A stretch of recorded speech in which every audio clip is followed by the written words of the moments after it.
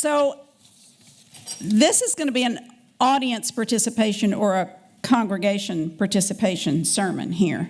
And some of you of the Anglo persuasion don't know what that means.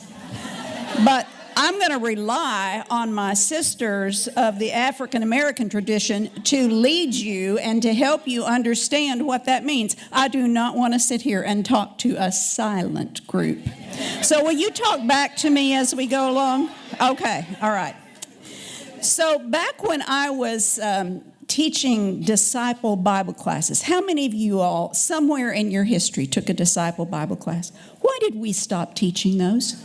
They were so wonderful. Oh my goodness. Some of the most wonderful work I've ever done has been in teaching disciple Bible classes. So when I was teaching them, the word around the church was, year 1 and 2 are great. You ought to sign up for those. But that year 3, that's a real bummer. You know what year 3 was? The prophets. The prophets. It's all doom and gloom, they would say. You might not want to take year 3. Well, I'm here to tell you that prophets are in vogue. Prophets are necessary. What is a prophet? I wonder what you think a prophet is. Some people think a prophet is someone that tells the future. Telling the truth, that's right. The person that tells the future is that tarot card reader down there on Stubner Airline Road. And you know, you go in and you pay them some money. I don't know anything about that, but I've heard about it. And you pay them some money and they tell you your future. That is not a prophet. A prophet is someone who speaks the truth and not just any truth. There are all kinds of truth around. Yeah.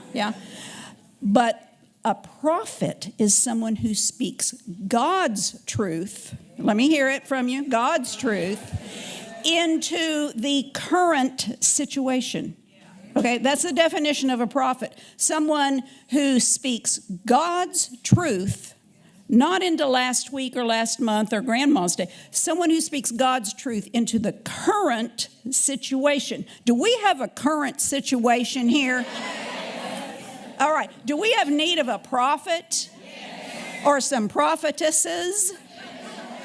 Do we have need of someone who has the courage to speak the truth? Then we might need some prophets. And those prophetic books in the Old Testament, I admit, if you get into the wrong segment, they can be a little heavy at times.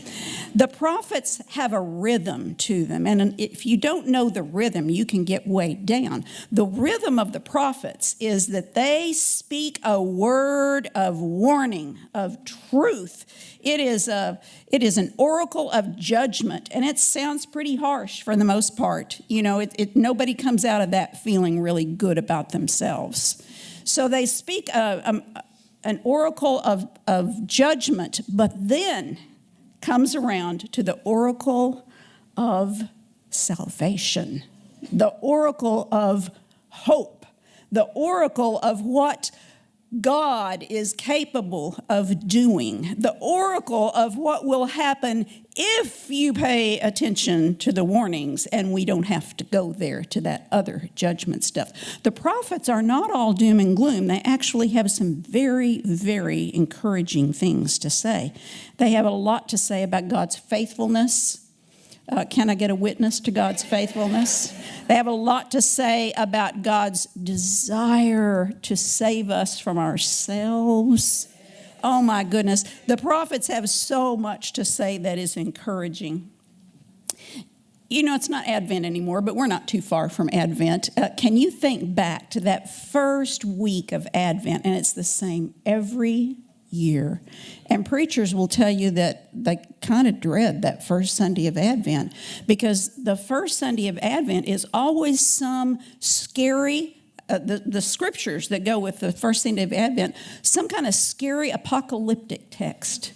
It is just not what you want to be talking about when people are there and they're, thinking about getting their Christmas trees out and what they're going to do. And, here's some scary prophetic text, but it has another name. There are two names for every Sunday in Advent. Anybody want to know what the first, or anybody can tell me what the first Sunday of Advent is? It's not joy, that's the third week. It's hope. It's hope.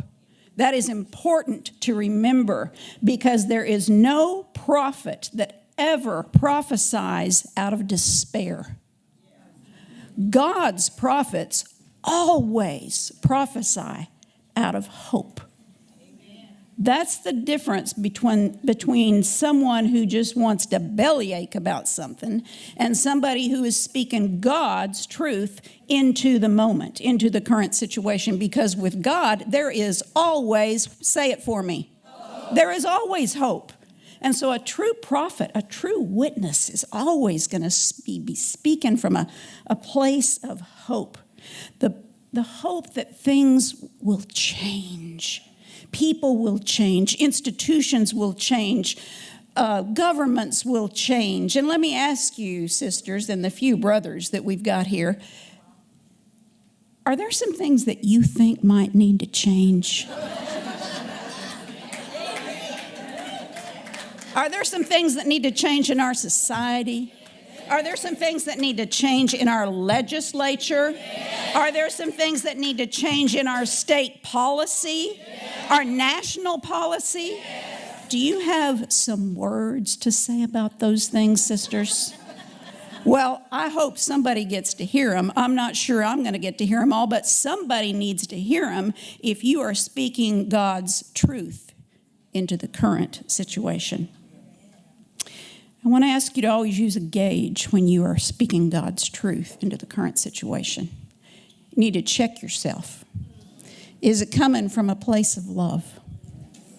Is it truly coming from a place of hope? Hope even for those neighbors who are the most bullheaded and the most opposed to things of God. And you know who I'm talking about, don't you? I'm talking about your neighbor. And I'm talking about that person that sits on the same pew with you at church, and it takes everything you've got to just love them with the love of God. Them too. When you are prophesying, when you are speaking God's truth, it always needs to be from a place of love and from a place of hope. If you have no hope, then you need to keep your mouth shut. If you have some things to say, some words to say from God that speak to the current situation, then you might be a prophet. You might be called to be a witness. Not all prophets, not all witnesses are prophets, but all prophets are witnesses.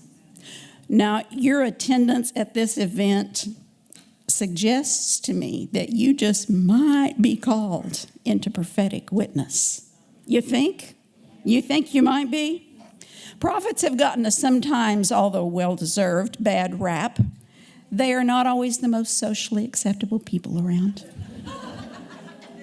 Not trying to be personal, just saying.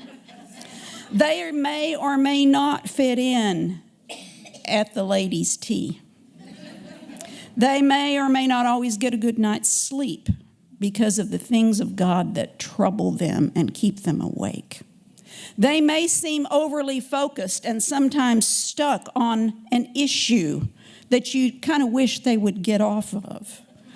They can be a bit of a buzzkill when others want to live as if everything is A-OK. And the prophet or the faithful witness just can't seem to let it go. They have something to point out, and they're going to point it out too. They don't fall for the everything's okay line. They can be perceived, or should I say we can be perceived, as wearisome and angry when people just want to eat, drink, and be merry. They don't really want to deal with what's going on. Do you know who I'm talking about? Do you go to church with these people? Are you married to some of these people? But here's the key. Here's how to be a prophetic voice and not be quite so annoying. I did just say that, didn't I? Prophets who rely on their own strength and their own power can run dry, burn out, if you will, and they can become less effective than they might have been. You might have actually known somebody like that at some point. You might have actually been that person at some point. But those who wait upon the Lord shall, help me out here, renew their strength. They shall rise up with wings like eagles. They shall run and not grow weary. They shall walk and not faint. And that is the word of the Lord. Could I get an amen about that? Jeremiah, one of those Old Testament prophets, is frequently called the weeping prophet. He was so obsessed with that message that God placed upon his heart that he wore himself out on more than one occasion. And more than any other prophet in the Old Testament, he shows the emotional toil that being a prophet can be.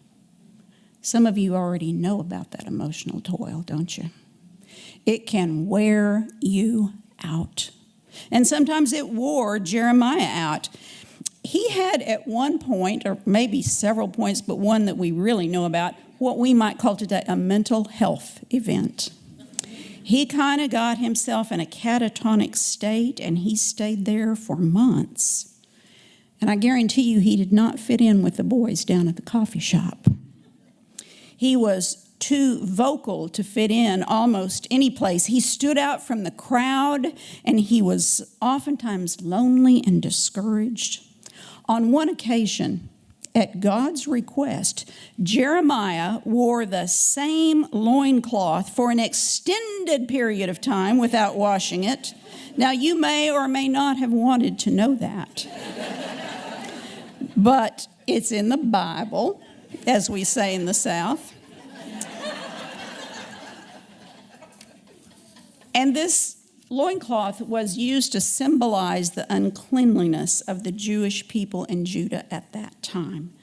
The people either didn't know or didn't care that as a society they were wearing dirty underwear and being offensive to God.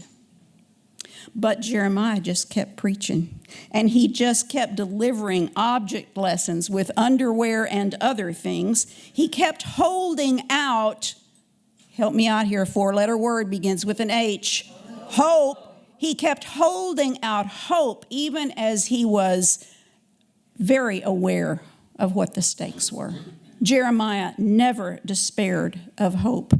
And the haranguing and the preaching and the sometimes unpopular words that a prophet has to say are only said if there is hope that things will change.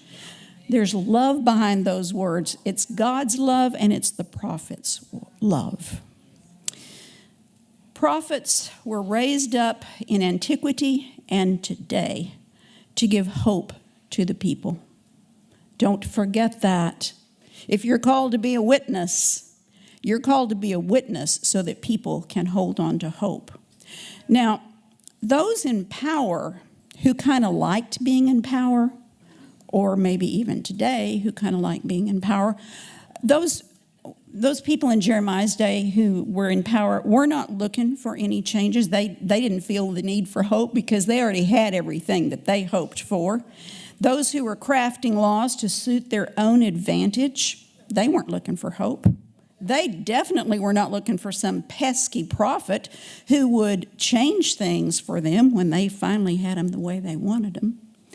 And while they lived in fine houses and had good food to eat, while they received good prestige in the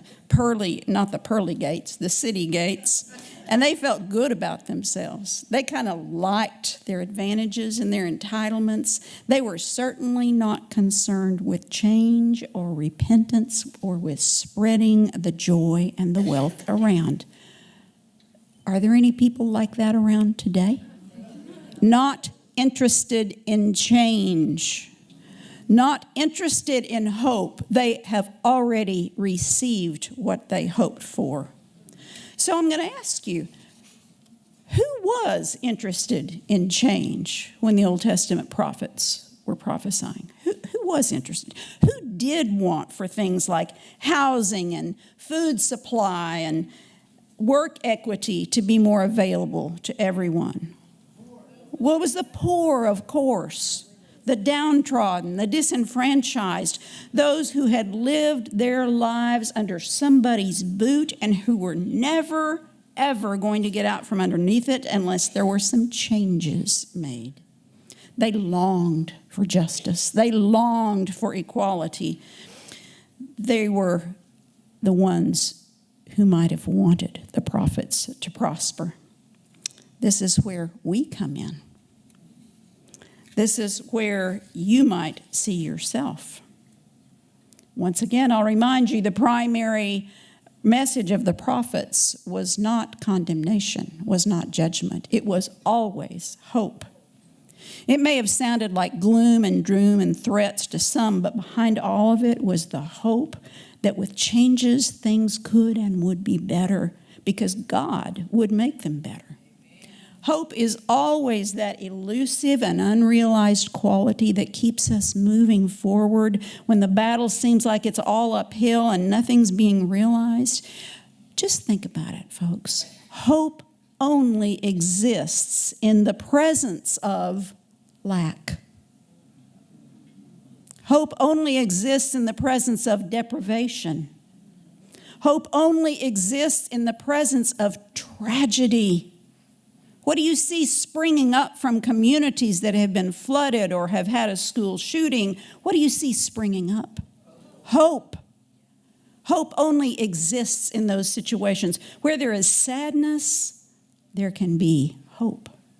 Where there is loss, where there are broken dreams, God is there to replenish hope. Hope exists in situations of injustice. We don't need hope when things are going okay because we're able to convince ourselves that we brought it all about and we're doing just fine. Hope is the oxygen that keeps things going when things aren't going okay. The prophet's ultimate commodity is hope, not judgment. So just to run through an incomplete grocery list, I want you to consider if you are troubled by any of these things that I'm about to run through. I want you to think about if you or others might need some hope around these issues. The fact that women of color have much higher numbers of maternal and child mortality than white women. Are you troubled by that? The fact that professional athletes get paid what they do and school personnel get paid what they do. This is the time when you say, preach.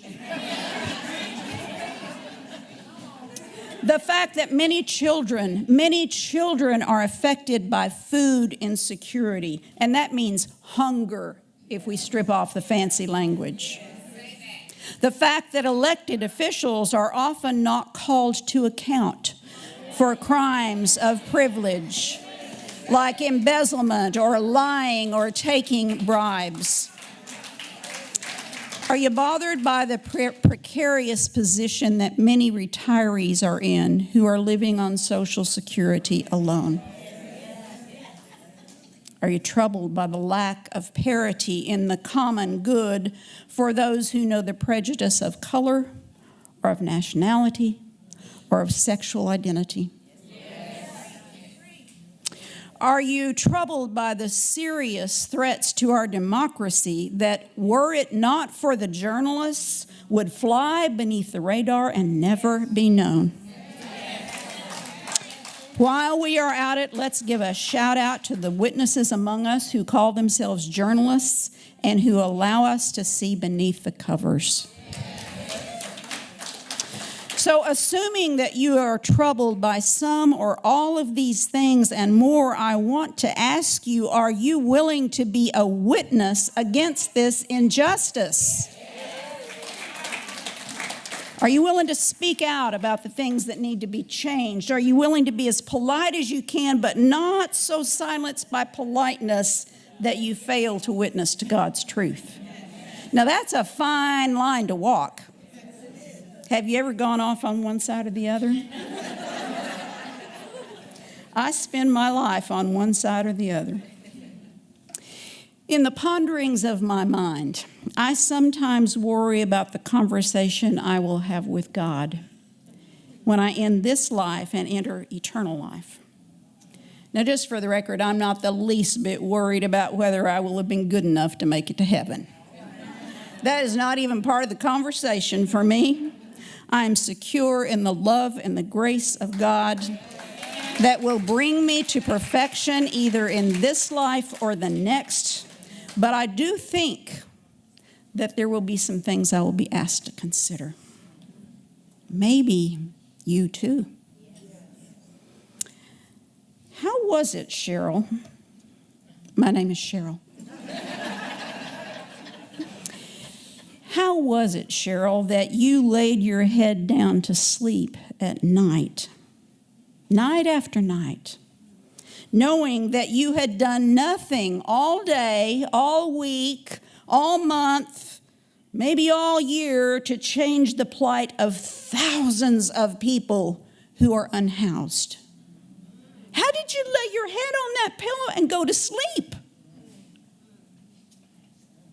Those people who slept outside last week during the recent freeze, what kind of deal did you make with yourself, Cheryl, such that you could enjoy your comfortable home while they had none? And let me just say that I envision myself being held gently and lovingly in the arms of God as I'm being asked these questions. I do not see myself writhing on the floor, scared of God. I see God asking me to think and to account for who I've been, all the while saying that I was a follower, a disciple of Jesus the Christ. And Cheryl, again, my name is Cheryl.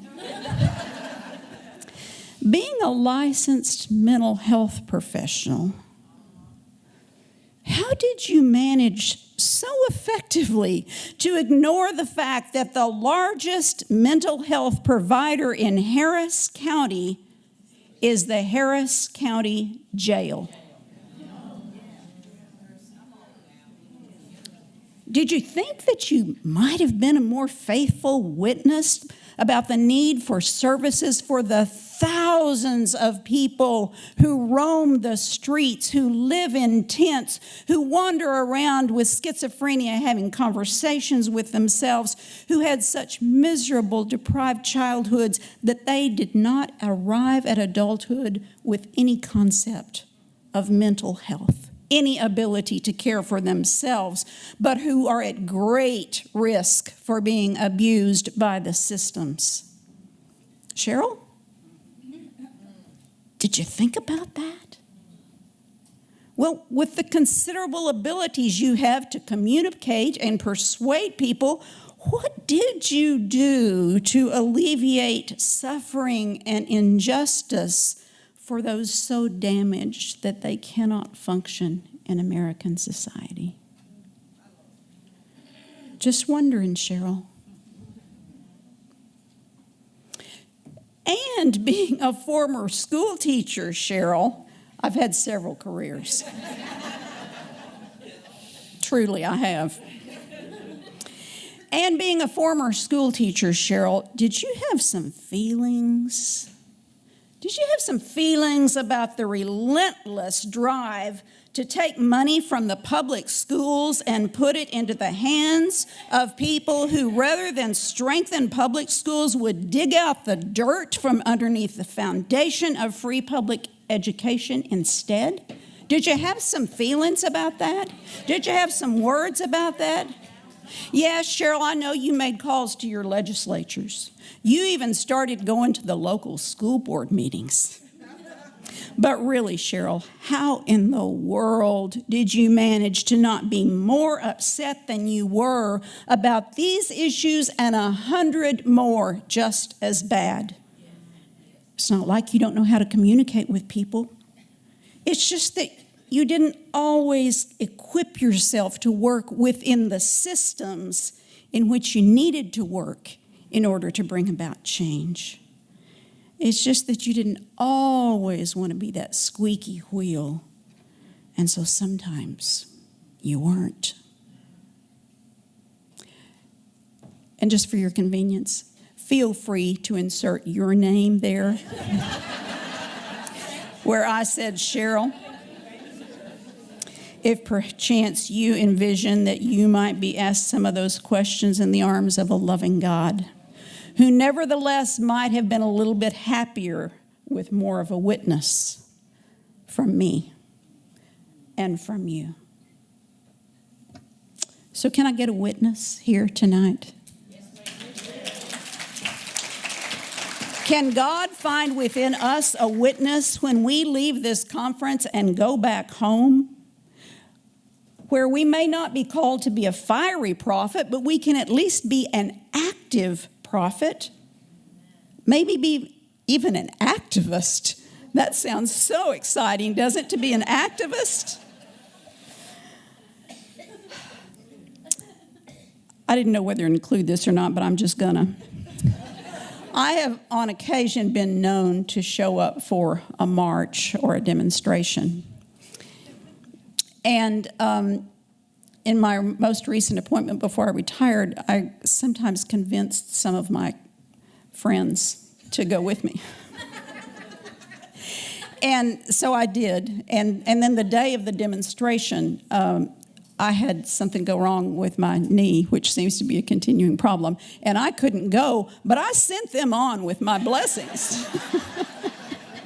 And lo and behold, if two of those people, both of whom are sitting in this room, but I won't call their names, Kathleen and Janet,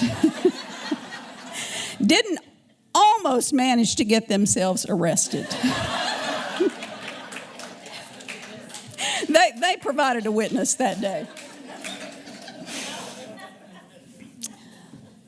Loretta Coleman Brown is a retreat leader and an author.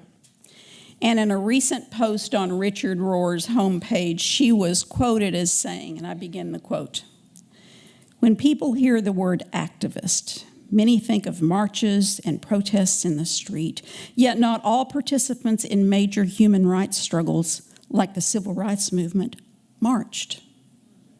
People cooked meals. They babysat children. They wrote and filed legal briefs. They trained marchers. They became community organizers. Others who were unable to march, now that's why I didn't march with you guys that day. I was unable to march. Others who were unable to march made phone calls. They hosted movement gatherings.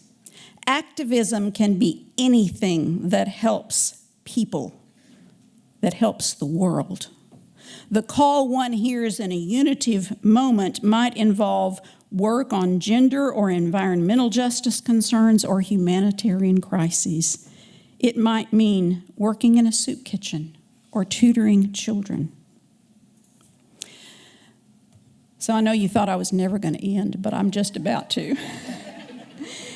As I end up, I want to remind us that not everyone is called to be the same kind of prophet. We're not all called to make the same witness, but we are each one, as disciples of Jesus Christ, called to be a witness of some kind. Amen. Okay? We are called to be a witness, and we are especially called to be witnesses in our stance vis-a-vis those institutions of power, which are so pernicious. They've been going on since the very first kingdom happened.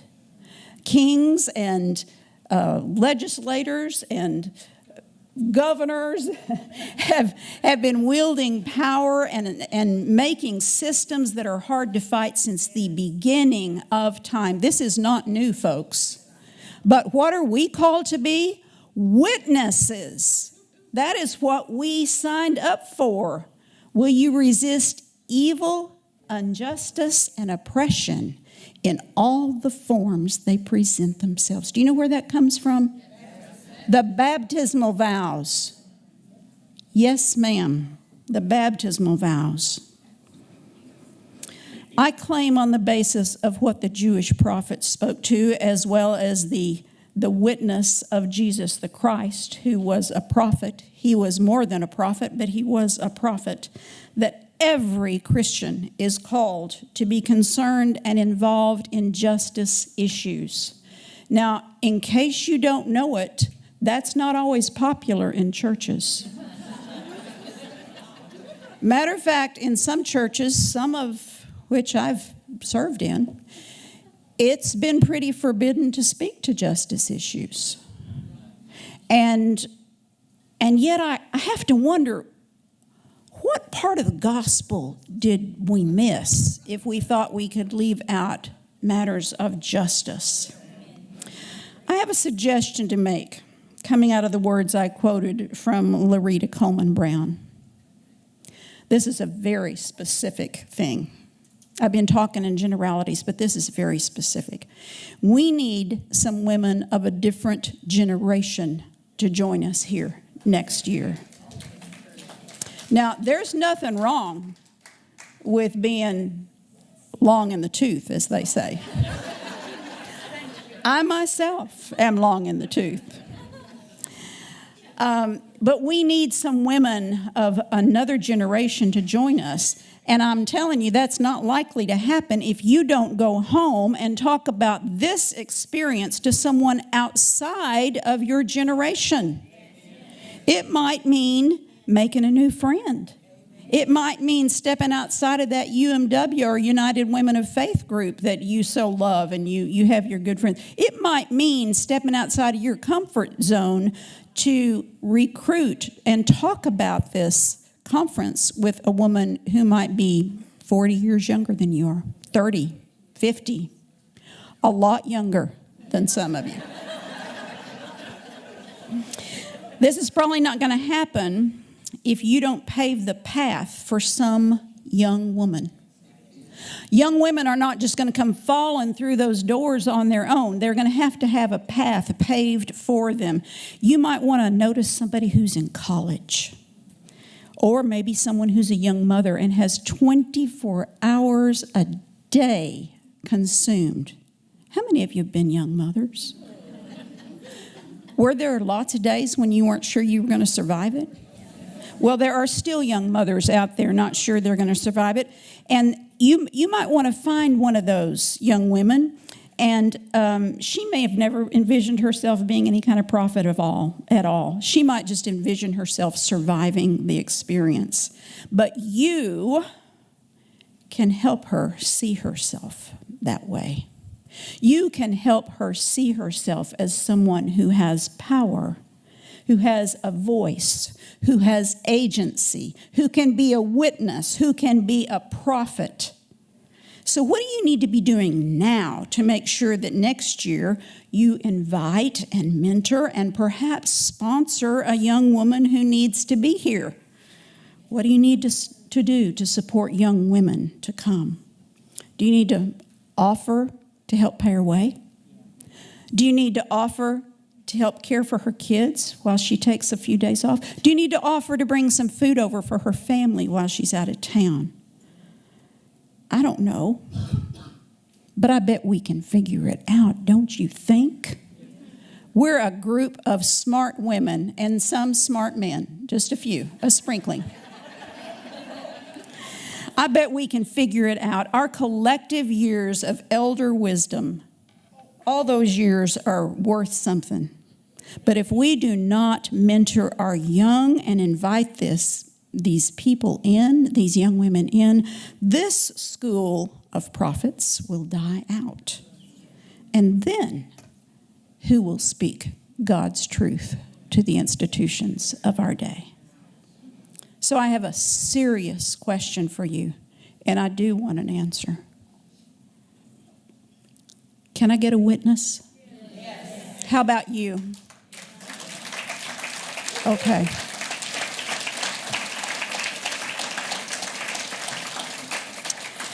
We're going to say a prayer together. Yes, this is it. Thank you, whoever's operating the slides, because we didn't communicate ahead of time, but you were right on cue. Are you the Kyle that we were talking about earlier? No. Well, whoever you are, thank you. We're going to say this prayer together, but unlike the prayers and the creeds and whatnot that we say in church and we get going on a pace and we just keep going until it's ended, I want us to kind of pause a little bit between sentences here, because this prayer is deep. It comes from the Iona Abbey Worship book. And I hope it is the prayer of your heart. It's the prayer of my heart. So let's say this together. But when we get to the end of a sentence, let's just pause a little while and contemplate what we just said.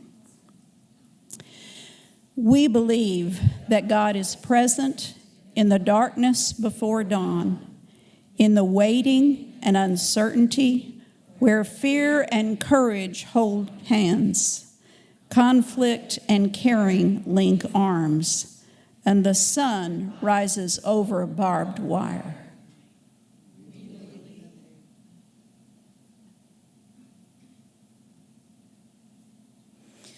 We believe in a with us God who sits down in our midst to share our humanity.